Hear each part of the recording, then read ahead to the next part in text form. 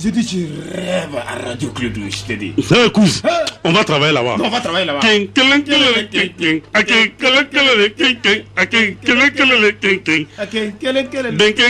Cousin. Ouais. Radio Clédou, la radio inimitable. La Sotelma Malitel vous donne l'heure. Il est 7h.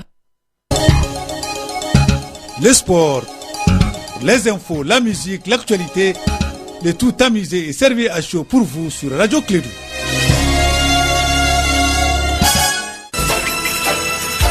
Radio Clédou, le journal avec Sotelma Malitel. Mesdames et messieurs, fidèles auditeurs, bonjour, bienvenue, bon réveil, bonne chance, bon travail et courage, et surtout soyez parmi les guerriers de la nation, les guerriers pour défendre la patrie, le Mali, notre bien commun et notre héritage, que nous devons léguer pour nos enfants aussi, pour qu'ils parlent de nous et de notre pays. Il est exactement 7h01. Nous sommes aujourd'hui mercredi 30 octobre l'an 2019. Nous sommes deux dans ce studio. Le présentateur du journal s'appelle Haruna Tidjaniba. Haruna, bonjour, bienvenue et bonne présentation. Merci Abdoulandan, bonjour à toutes et à tous. L'ANICT et l'AFD scellent un accord pour la stabilité dans la zone du Liptako-Gourmand. Le projet s'intitule Projet 3 frontières. Nous allons faire un tour à Kidal pour parler du deuxième congrès du Haut Conseil pour l'unité de l'Azawad HCIA. Kassim Traoré est notre envoyé spécial dans la 8e région du Mali. Il cède à la pression de la rue. Le premier ministre libanais Saad Hariri annonce la démission de son gouvernement après 13 jours de manifestations. On en parle dans l'actualité internationale et puis l'actualité sportive, c'est à partir de 7h50. Une présentation de Sekou Kone et Nana Samake. Ce sont les titres de ce journal. Bienvenue.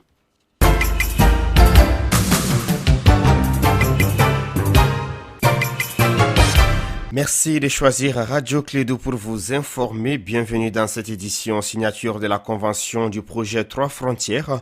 L'accord est scellé entre l'Agence nationale d'investissement des collectivités territoriales et l'Agence française de développement AFD. Ces projets visent à contribuer à la stabilisation de la zone du Liptako-Gourmand. Modibo Sissé est le directeur général de l'ANICT. On l'écoute au micro de Tchenyari. Le projet 3 frontières est un projet qui a été mis en œuvre par l'Agence française de développement au Mali. Le projet regroupe 3 pays, à savoir le Mali, le Burkina et le Niger. Bon, pour le moment, le montant du projet, il y a la première phase, ils ont mis 3 millions d'euros à la disposition de ce projet-là. Ça va concerner les projets, l'appui à la filière agro-pastorale, c'est-à-dire tout ce qui est agriculture, élevage au niveau de communes de ces 3 frontières. Et le deuxième appui maintenant, c'est la mise en œuvre des infrastructures telles que l'éducation, la santé, l'hydraulique à la disposition de ces populations bénéficiaires. Et le troisième volet, c'est le dialogue social. Il faut que le dialogue soit renforcé dans ces zones et surtout à ce qui concerne l'attribution des champs pour éviter les problèmes fonciers et tout ce qui s'ensuit. Donc il faut qu'il y ait un dialogue vraiment entre les populations, un vrai dialogue entre elles. C'était Modibo Sissé, le directeur général de l'Agence nationale d'investissement des collectivités territoriales.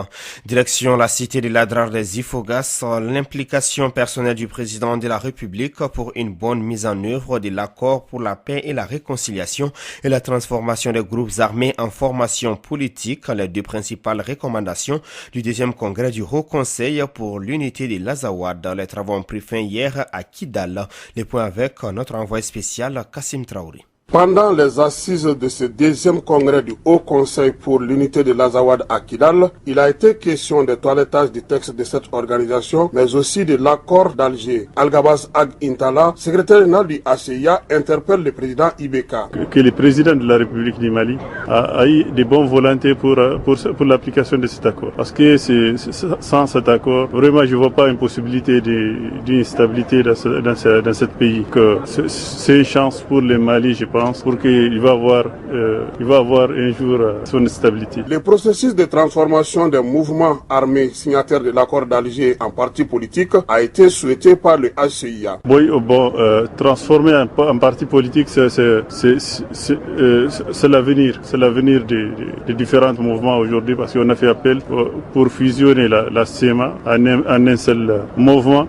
Pourquoi pas dans l'avenir à un seul parti politique aussi. Pour Al-Gabas Ag Intala, le drapeau malien flotte déjà à Kidal, vu la participation de tous les Maliens à leur congrès. Le drapeau malien, personne ne l'empêche pas. Même ailleurs, il peut être riche. On est très content de cette mobilisation. On est très satisfait parce qu'il y a c'est pas seulement les participants, c'est des grands responsables. Parce qu'il y a le monocal d'Ahgar, il y a le monocal d'Ilaïr, il y a tous ces différentes grandes notabilités d'Ilazouad qui sont là ici présents. Kassim Traoré, au deuxième congrès du Haut Conseil pour l'unité de l'Azawad à Kidal pour Radio Clédou.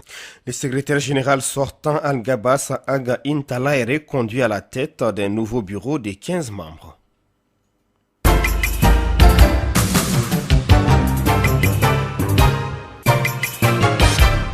7h05, c'est ce qui nous conduit à l'actualité internationale. Au moins 42 personnes sont mortes dans un glissement de terrain à Bafoussam, dans l'ouest du Cameroun. Le drame s'est produit dans la nuit de lundi à mardi.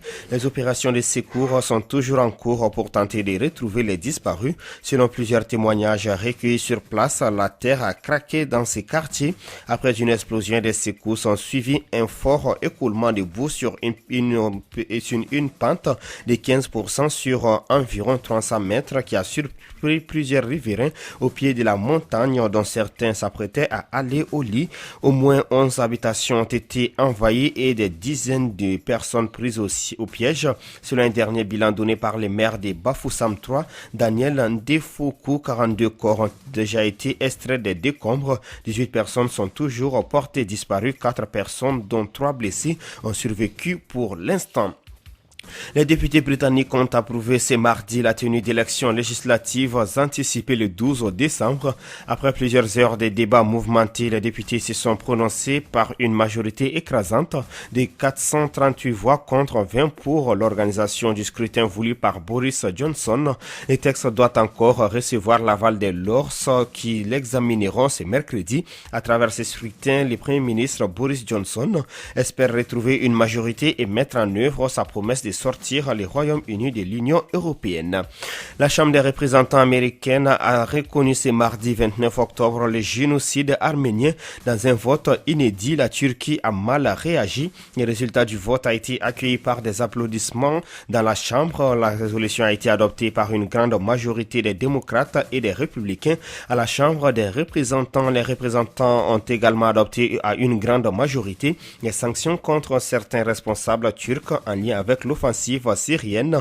Ce vote est symbolique mais doit encore être adopté par le Sénat.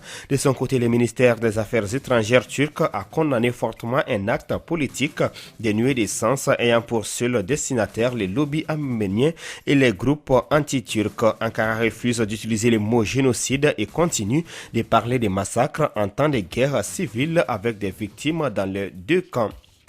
Il jette l'éponge au 13e jour des manifestations. Le Premier ministre libanais Saad Hariri a annoncé ce mardi qu'il allait présenter la démission de son gouvernement. Une brève allocution télévisée au cours de laquelle le Premier ministre a appelé les Libanais à préserver la paix civile. Il a également appelé toutes les parties à faire primer l'intérêt et la sécurité du Liban et empêcher un effondrement économique. S'adressant à ses partenaires politiques, il a affirmé que la priorité aujourd'hui est de voir comment protéger les Liban. Vous écoutez Clédou Info.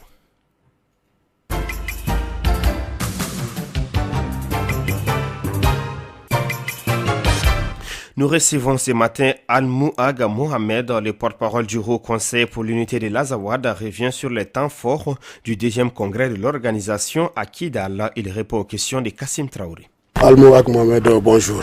Bonjour Kassim. On est au sorti de ce 2e congrès de 4 jours. Quelles ont été les grandes recommandations? Il s'agissait pendant ce congrès de faire un travail interne de restructuration, de redynamisation des structures du mouvement, de notre mouvement, du Haut Conseil pour l'unité de l'Azawad. Le deuxième travail a consisté à travailler, à faire le point de la mise en œuvre de l'accord, mais pas seulement ça.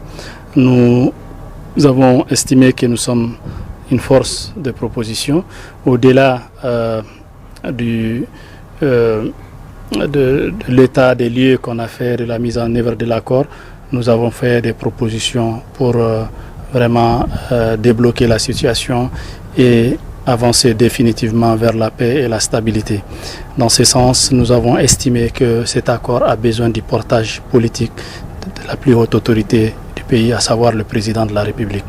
Les mouvements. Nous avons souhaité que dans un futur très proche, que tous les mouvements de la CEMA et tous les autres mouvements frères de la plateforme et autres qui partagent la même vision, qui partagent les mêmes idéaux, se réunissent, s'unissent et constituent une même plateforme politique pour un peu tracer la route de l'ensemble de la stabilité, de la cohésion sociale pour nos populations communes. Alors pourquoi vous voulez coûte que coûte l'implication du BK Dramé, la Sine-Boiré ne suffit plus? Il y a un problème en fait. Aujourd'hui, l'interlocuteur officiellement que nous connaissons au niveau du gouvernement, c'est le département de la réconciliation dirigé par M. Lassine Boiré. Mais de plus en plus, on voit d'autres voix dans le gouvernement s'élever pour porter un peu la voie de l'accord, la voie de la mise en œuvre de l'accord. Donc c'est partant de ces constats que nous avons suggéré au gouvernement et au président de la République de mettre un peu d'ordre dans la gouvernance de cet accord, dans la gouvernance de la mise en œuvre de l'accord. Parce qu'aujourd'hui, on ne sait plus réellement qui est l'interlocuteur. Même si officiellement c'est Lassine Boiré, on entend souvent le ministre des Affaires étrangères prendre des positions par rapport à l'accord, prendre des positions par rapport à la mise en œuvre de l'accord. On ne décrit pas cela, mais il faudrait que les responsabilités soient clarifiées. Qui fait quoi dans la mise en œuvre de cet accord? Qui est responsable de quoi? D'aucuns diront aussi que vous aussi, vous ne jouez pas votre partition parce qu'il n'y a pas d'action concrète venant de vous par rapport à cette mise en œuvre de l'accord. Je voudrais vous rappeler, M. Kassim, que nous, on n'a aucun rôle à jouer dans la mise en œuvre de l'accord, sauf l'accompagnement du gouvernement malien dans cette tâche qui est la sienne et la facilitation des choses sur le terrain. Et nous pensons, en ce qui nous concerne, c'est-à-dire le HCIA et la CEMA, que nous avons toujours pleinement joué notre partition dans ce sens, malgré les coups bas, malgré les tentatives de déstabilisation, malgré la médisance qui venait de partout.